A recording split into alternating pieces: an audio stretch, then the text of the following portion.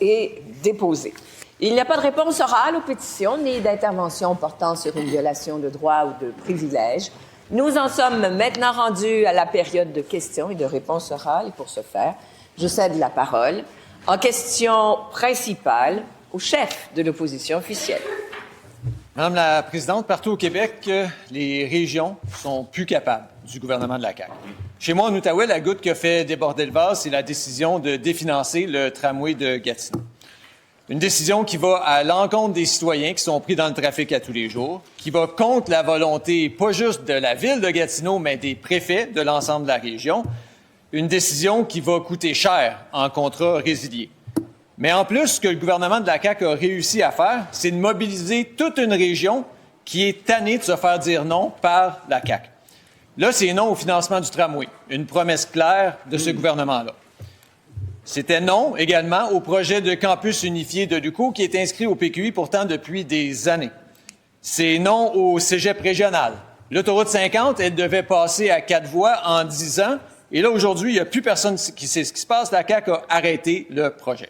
Le pont Alonzo-Wright. La CAQ a été élue en disant que l'échéancier, c'était 2025, c'était trop long. Là, on est rendu à 2026 et il n'y a toujours pas d'échéancier. Le manque à gagner des financements de soins de santé a augmenté de 57 % sous la CAQ en Outaouais, alors qu'il avait promis le contraire. C'est pas compliqué, Madame la Présidente. Les gens de l'Outaouais se sentent déconsidérés, se sentent dévalorisés, se sentent abandonnés par le gouvernement. Puis vous savez, c'est quoi qu'ils veulent savoir? Ils veulent savoir c'est quoi la prochaine promesse que le gouvernement de la CAQ va briser, parce qu'il n'y a plus personne qui les croit dans la région. La réponse du ministre des Transports et de la Mobilité durable. Oui, mon collègue a énuméré plusieurs éléments. Je vais m'attarder au premier qui a nommé, Madame la Présidente, le projet de Tramgo. D'ailleurs, j'en avais parlé avec mon collègue la semaine dernière, justement pour lui préciser l'état de la situation et de la suite qu'on lui donnait, puis je pensais de l'avoir rassuré. Donc, je vais répéter ce que je lui ai dit la semaine dernière. On a pris une rencontre, pas jeudi dernier, l'autre jeudi avant. J'ai rencontré la mairesse, Maude Marquet. On a passé 1h30 ensemble, elle et moi, à mon bureau, pour y exprimer comment ce projet-là, on y tenait à la CAQ. Et on y tenait tellement qu'on a décidé de prendre Mobilité Infra-Québec. Ça, c'est la société qui a été créée pour faire en sorte que les dossiers d'infrastructure de réseau structurant en mobilité avancent. Ils sont déjà impliqués dans Tramcité, ici à Québec. L'expertise se développe à l'intérieur de cette boîte-là. Puis on a dit, on veut arrêter de multiplier les bureaux de projet dans chacune des sociétés de transport. L'expertise doit être centralisée. Et la main tendue que j'ai faite à la mairesse, c'est qu'on va collaborer ensemble. C'est pas un takeover de MIC. Alors, Renée Amilcar, actuellement, est sur place. Elle discute avec les différents intervenants. On va reprendre les ressources. C'est nous qui financent. C'est nous qui va gouverner. Première complémentaire. Bon, ben, ils viennent de prouver mon point. On dit que la région est déconsidérée, puis le premier ministre n'ose même pas y répondre. Voilà. Mais si c'était juste une région, ça serait une chose, Madame la Présidente. À matin, c'est l'Abitibi-Témiscamingue qui sort sur la place publique. Il y en a une ministre responsable, j'espère qu'il va répondre. Une région qui produit 12 % du PIB du Québec, mais qui reçoit des miettes. Puis là aussi, c'est promesses brisées par-dessus promesses brisées. Ça fait 7 mois que le premier ministre a dit qu'il y avait des bonnes nouvelles pour l'hôpital d'Amos. Il reste 6 semaines à son mandat. Est-ce que, Madame la Présidente, il a abandonné ce projet-là? La réponse du premier ministre. Oui, merci, Madame la Présidente. Pendant un instant, j'ai eu peur que le chef par intérim devienne le chef de son seul comté, puis qu'il défende seulement les dossiers de son comté. Mais j'ai remarqué que quand il parle de l'Outaouais, il oublie de parler de l'hôpital, il oublie de parler de la 50, il oublie de parler des primes qu'on a données aux infirmières de l'Outaouais. En fait, il oublie de dire tout ce qu'on a fait, puisque lui n'a pas fait pendant 15 ans, pendant qu'on avait un gouvernement libéral. Maintenant, parlons de l'Abitibi-Témiscamingue. J'étais là il y a quelques mois pour annoncer des emplois à plus de 100 000 $ par année chez Anico Ego. Il y a des projets actuellement économiques. Deuxième complémentaire. Et pour ce faire, je reconnais le député de Marquette. On changeait de région, Madame la Présidente. En 2020, la CAQ avait promis que le train de la Gaspésie se rendrait à Gaspé en 2025. Par la suite, le projet a été repoussé en 2026 et par la suite, en 2027. Alors, pouf, Madame la Présidente, en 2025, imaginez-vous donc, ça a disparu du PQI. Puis là, je vous regarde, vous n'avez pas l'air surprise, Madame la Présidente, puis je vous comprends, parce que tout le monde ici le sait et comprend que la CAQ, encore une fois, fait des promesses et, comme d'habitude, n'a pas livré. Mais je demande ce que les députés de Gaspé en pensent. Et maintenant, je vous demande de ne pas commenter sur mon visage non plus. J'étais neutre. La réponse du ministre des Transports et de la Mobilité durable. Oui, merci, Madame la Présidente. Ça fait 2 fois que mon collègue de Marquette pose des questions sur la Gaspésie, puis je vais donner la même réponse que j'ai donnée la dernière fois. Il gagnerait à y aller un peu plus régulièrement pour prendre vraiment la réalité du terrain. Madame la Présidente, là, j'entends de l'écho de sa part, mais il faudrait aller faire un tour en Gaspésie de temps en temps. Je suis allé, là, avec ma collègue, justement, rencontrer les différents intervenants de la Gaspésie, spécifiquement sur le train. Et le dossier avance. Naturellement, le dernier tronçon, puis mon collègue de Marquette rigole, mais c'est parce qu'il ne connaît pas le dossier. Le dernier tronçon, il y avait un business case, il y avait un plan d'affaires qui était fortement lié à la structure LM Power avec les éoliennes. Et une fois que cette structure-là passe maintenant par du maritime, on se re-questionne sur le 3e tronçon, mais les autres avancent. C'est très bruyant, j'ai de la difficulté à entendre la réponse. Et maintenant, une seule personne aura le droit de parole. Je vous invite à retrouver le silence. Il s'agit de la députée de Mont-Royal-Outremont. Madame la Présidente, j'ai un autre exemple de promesse brisée dans la région de Chaudière-Appalaches. En avril 2025, la députée de Lobinière-Frontenac avait annoncé 3,5 millions pour améliorer la connaissance sur l'impact environnemental des résidus miniers amiantés. Or, en décembre dernier, la députée a dénoncé, et je la cite, « J'ai appris récemment que ce 3,5 millions-là était des ETC, emploi temps complet. Ça veut dire plus de fonctionnaires. Moi, je ne suis pas pour engraisser la machine gouvernementale. Voilà une autre promesse brisée. » La réponse du ministre responsable des Infrastructures. Merci, Madame la Présidente. Peut-être assurer la collègue, le dossier de l'amiante avance bien. C'est une région qui est fortement affectée par une contamination naturelle de l'amiante compte tenu de l'exploitation qui s'y est faite là, pendant des décennies. Pas plus tard qu'il y a quelques jours, il y a eu une rencontre avec les responsables de la région, de belles avancées au niveau du traitement des sols. Il y a d'autres projets qui avancent en ce sens-là. Donc, ce n'est pas une promesse rompue. Au contraire, nous avançons pour venir en aide à la région concernée. En question principale, je reconnais maintenant la députée de Bourassa-Sauvé. Madame la Présidente, en 2022, dans sa plateforme électorale, la CAQ a promis aux Québécois d'investir massivement dans la rénovation et l'agrandissement d'écoles. En fait, Madame la Présidente, une autre promesse brisée, la seule chose qui a été massive, c'est la longue liste de projets d'agrandissement ou de construction qui ont été mis sur pause par la CAQ, 99 projets. En Mauricie particulièrement, on a 2 écoles qui attendent toujours leur agrandissement. Pendant ce temps-là, les élèves sont obligés de manger devant leur pupitre pendant leur lunch. Sinon, ce qu'on voit aussi, c'est des bibliothèques scolaires qui se transforment en salle de classe parce qu'on n'est pas capable d'agrandir ces écoles-là. À l'époque, on a le député de Masquinongé qui est allé à l'école Amijoie et Desgrais. On leur a annoncé, ça va être vaste, ça va être grand. Aujourd'hui, cette école, tout comme l'école Richelieu à Trois-Rivières, attendent leurs agrandissements des projets d'infrastructures scolaires qui sont essentiels, qui ne sont toujours pas livrés. La ministre répond quoi aux parents de ces 2 écoles non livrées en Mauricie? La réponse de la ministre de l'Éducation. Bien, Madame la Présidente, ça me fait très plaisir de répondre à cette question-là ce matin, surtout qu'hier, on a eu l'occasion et la chance d'inaugurer une belle école nouvelle génération avec mon premier ministre et mon collègue de Chambly. Non, c'est ça, député de Chambly. Pardon, oui.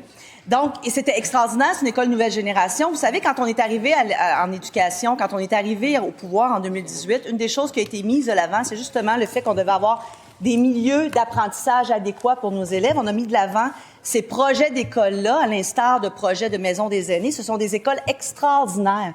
On avance, Madame la Présidente. Malheureusement, pendant les dernières années, et je parle des dernières années, je parle pendant les décennies précédentes, on a négligé le parc immobilier des écoles. Alors, quand on est arrivé, on le fait la même chose en santé d'ailleurs. Quand on est arrivé, on n'a plus que doubler le budget de PQI. On investit, Madame la Présidente, on avance, les besoins sont infinis, mais on continue et on va faire en sorte que les enfants aient des places pour pouvoir recevoir de l'enseignement et que les enfants soient dans des écoles, des belles écoles pour pouvoir faciliter leur apprentissage.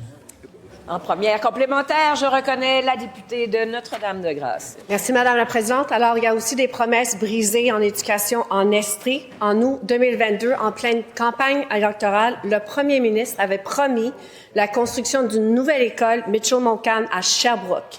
La livraison était promise pour 2026. À ce jour, il n'y a aucun chantier d'amorcer. Est-ce que le premier ministre reconnaît qu'il a rompu son engagement personnel envers les familles de l'Estrie? La CAQ a promis, la CAQ n'aura pas livré. La réponse du ministre responsable des infrastructures. Clairement, il y a des données qui manquent à nos collègues de l'opposition. Au cours des dernières années, une centaine de nouvelles écoles ont été construites, 200 agrandissements. Si on regarde le dernier mandat des libéraux, on se rapproche de zéro. Donc, c'est pas du simple au double. 100 nouvelles écoles, 200 agrandissements, avec un PQI, ma collègue l'a mentionné, qui a explosé littéralement, notamment au niveau de l'éducation. En tout et partout, ce sont 100 milliards qui étaient investis. Lorsque vous avez quitté le pouvoir, nous sommes à 164 milliards de PQI, donc autant en éducation qu'en transport, qu'en santé. Ce sont des investissements records que vous... Et, Monsieur le ministre, vous vous adressez à la présidente maintenant. Deuxième complémentaire. Et pour ce faire, je reconnais la députée de Westmount-Saint-Louis. À la suite du décès de la policière Maureen Brault il y a 3 ans, la CAQ avait promis de revoir la loi P38. L'objectif était d'améliorer la sécurité de la population face à la montée des cas d'état mental perturbé. La CAQ va dire qu'ils ont fait adopter une loi, mais rien sur cette promesse. Les gens de la Mauricie attendent, les policiers de la Mauricie attendent. La CAQ a promis, la CAQ n'aura pas livré. La réponse du ministre de la Justice. Madame la Présidente, nous avons mandaté l'Institut québécois de la réforme du droit pour nous produire un rapport en lien avec la réforme de la loi P38. Parce qu'il faut penser, Madame la Présidente, aux familles des gens qui sont en difficulté en matière de santé mentale. Actuellement, notre système fait en sorte trop souvent de ne pas soigner les gens qui en ont besoin, de ne pas répondre aux besoins des individus qui souffrent, mais aussi des familles qui souhaitent le bien-être des gens qui se retrouvent dans une situation de santé mentale difficile. Madame la Présidente, on y travaille très sérieusement. Il s'agit d'une priorité pour notre gouvernement, surtout pour éviter que des événements comme ceux qui sont survenus à Trois-Rivières dans le décès de Mme Brault et de plein d'autres cas, on puisse donner les outils aux professionnels de la santé. En question principale, je reconnais maintenant la députée de Robert Baldwin. Merci, Madame la Présidente. En septembre 2022, les députés caquistes de Drummond-Boisfranc et de Johnson promettaient la mise à niveau de l'hôpital Sainte-Croix de Drummondville. Plus de 3 ans plus tard, le dossier est toujours au point mort. Il n'est pas inscrit au PQI. Pendant que le gouvernement reste les bras croisés, l'hôpital se détériore, les patients et le personnel subissent un environnement moins sécuritaire et même intenable. L'inaction de la CAQ a un prix. Il est sérieux. Le dernier dégât d'eau a coûté 11 millions de dollars et a entraîné le report de plus de 187 chirurgies. Après avoir promis année après année, est-ce que la ministre peut enfin reconnaître l'échec de son gouvernement et admettre qu'il s'agit d'une autre promesse caquiste brisée? La CAQ a promis, la CAQ n'aura pas livré. La réponse du ministre responsable des infrastructures. Merci, Madame la Présidente. Manifestement, nos amis et collègues libéraux sont en retard dans leurs informations, dans leur mise à jour. Dans le dernier PQI, dans le cas de l'hôpital de Drummond, il y avait un engagement. Pour l'année 25-26, il y aurait une mise à l'étude. Et je vous confirme, peut-être noter de votre côté, comme ça vous évitera de reposer la question, la date du 11 mars. Dans quelques jours, notez le 11 mars, il y aura effectivement une suite à donner pour ce qui est de l'hôpital de Drummond et on respectera l'engagement qui a été pris d'une mise à l'étude. Merci, Madame la Présidente. Et je vous rappelle que vous adressez à la présidente, Monsieur le ministre. Première complémentaire. Et pour ce faire, je reconnais le député de La Fontaine. Il faut le faire. Il vient encore de promettre qu'ils vont rompre. Voyons donc. L'hôpital La Malbaie dessert, Madame la Présidente, l'est de Charlevoix, le Bas-Saguenay, la Côte-Nord jusqu'à Forestville. L'hôpital de la Malbaie est trop petit et vétus. En 2019, le premier ministre lui-même, il s'en rappelle, il avait été sur place, il avait promis la construction d'un nouvel hôpital. Le premier patient allait être soigné en 2025. C'était l'an passé. Aujourd'hui, c'est un terrain vague, de sable qui est clôturé. La CAQ a beaucoup promis. La CAQ n'a pas respecté sa parole. La réponse de la ministre de la Santé. Oui, Madame la Présidente. Bien, justement, j'ai eu l'occasion de rencontrer il y a quelques jours ma collègue députée de Charlevoix-Côte-de-Beaupré.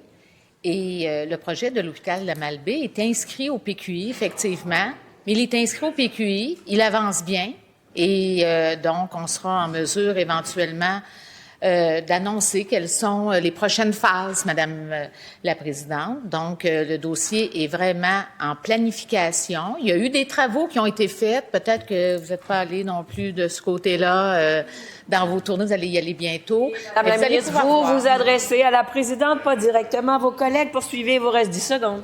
Excuse, Madame la Présidente, j'ai tendance à perdre le focus, mais oui, je vais garder le focus sur vous. En terminant. Alors, Madame la Présidente, c'est une bonne nouvelle pour donc les citoyens. Deuxième complémentaire, et pour ce faire, je reconnais le chef de l'opposition officielle. Si le premier ministre cherchait un bilan, je pense qu'on vient de le trouver. Là, c'est un gouvernement de promesses vides. Tout ce qu'ils ont fait, c'est promettre mer et monde aux régions. Et tout ce qu'ils ont réussi à faire par la suite, c'est acheter du temps, continuer à promettre. Mais là, ils sont à court de temps, puis ils sont à court d'idées, Madame la Présidente. Tout ce qui leur reste, c'est l'insecte officiel du Québec, le papillon. Mais la dernière fois que ça allait mal, qu'ils savaient plus quoi dire, qu'est-ce qu'ils ont fait? Ils ont fermé le débat, ils ont prorogé la Chambre. Est-ce qu'il peut nous dire que la CAQ, d'ici la fin de leur mandat, ne fermera pas le débat, ne prorogera pas la Chambre? Bravo. Et pas de bravo, vous le savez, Monsieur le député de La Fontaine. La réponse du premier ministre. Oui, Madame la Présidente, je suis ici aujourd'hui. Et j'ai été pas mal ici, puis je vais continuer d'être pas mal là, contrairement à Charles Milliard. Ouais. Non, mais c'est quand même triste, Madame la Présidente, de voir qu'il n'y a aucun député libéral qui aime assez Charles Milliard pour laisser sa place, pour qu'il puisse être présent. Ouais. Mais concernant les infrastructures, Madame la Présidente, quand les libéraux étaient là, c'était 100 milliards. C'est rendu 164 milliards. C'est facile à compter, ça. Une augmentation de 64 par rapport aux libéraux. Quand même pas rien. Vous êtes trop bruyant, Madame la députée de Vaudreuil, je vous entends trop.